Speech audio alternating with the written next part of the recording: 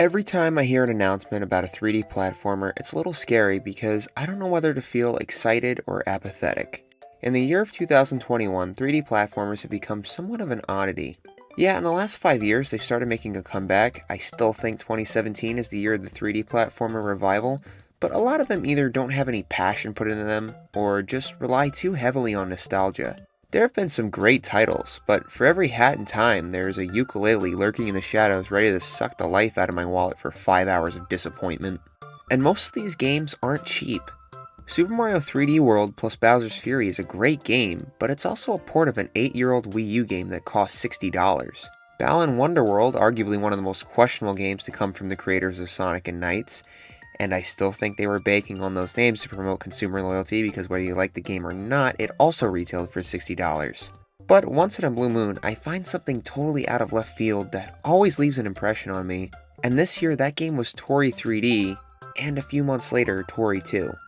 Toree 3D is a platformer created by the one-man band known as Cyactro, and it's super weird, to say the least. In it, you play as Toree, a little chick who just wants to get their ice cream back after it's stolen by the Grim Reaper, or as the game refers to it, as it. Yes, it.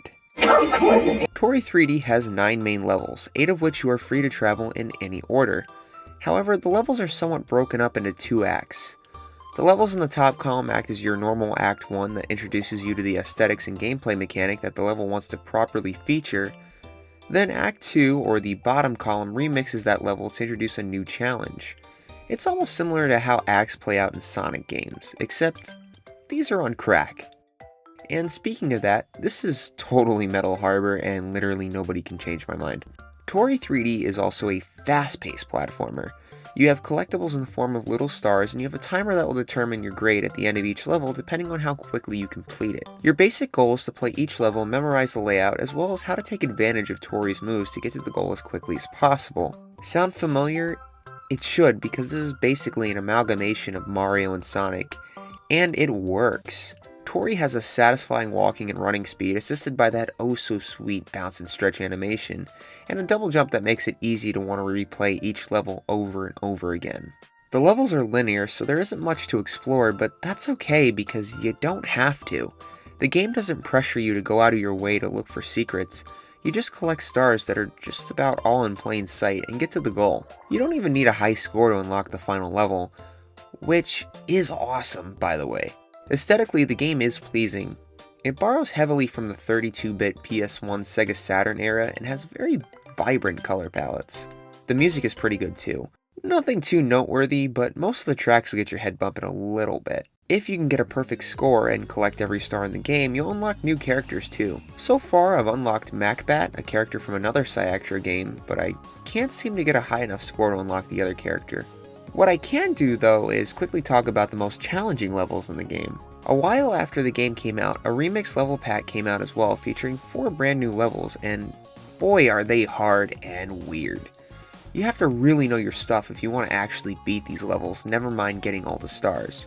They offer a fair amount of challenge for those who think that the main game might have been too easy, but once you beat the final level, you see why this pack came to life in the first place with a teaser for Toree 2. And Toree 2 accomplishes something that is extremely hard to do. It has surpassed its predecessor in every way imaginable. Nothing has really changed about Toree himself aside from these cute new outfits in the game's various areas, but Cyactro must have made some decent change from the first game because you can tell there's a lot more to work with for the sequel. For one, the game opens with a cutscene. It's mostly just moving pictures explaining that once again, it has made off with Toree's ice cream, but progress is progress. Generally here, it's a case of second verse being the same as the first, with 9 levels to race through. So you might be justified in thinking that you bought the same game twice, but no, as soon as you boot up the first level, you can instantly see the difference. For one, the art direction and colors are even more refined, and I will say this now, if you play this game in handheld mode on the Switch OLED like I have, you're in for a visual treat. 2, the level design is so much better. Not that the first game was bad, but here things have been tightened up and streamlined to make for a more challenging yet more rewarding adventure. Boost rings and gates up the speed ante and allow Toree the opportunity to actually attack enemies. And when you familiarize yourself with the placement of these obstacles along with the level design itself, the opportunity for high speed action increases tenfold. On top of that, I just really love these level themes because they've gotten even more over the top. One second you're in a futuristic city, the next you're at a water park, then space, and I guess the inside of a volcano, and you look a little like Indiana Jones. Again, there was nothing wrong with the first game, but going from a generic city with stars to this high-tech futuristic city with spaceships and lasers is a great way to show improvement. Also, the unlockable characters are back with one extra one this time. And man, I need to get good so I can actually try the other two out. Plus the music has even stepped it up because Toree 2 has some great upbeat tracks that amp up the mood and drive home that this game is for people who love high-speed platforming. One level even got a vocal track this time around. Did I mention that each of these games only costs $1? Has the developer gone mad? Now as far as playtime, this is the only downside. Each game can easily be beaten in less than half an hour, especially Toree 2 because of its faster pace and lack of extra levels. But given that these games are the same price as an App Store game minus the microtransactions, I'd say that there's a ton of value here. If we're being completely honest, looking at how well made each of these games are, I think they may very well be my indie games of the year.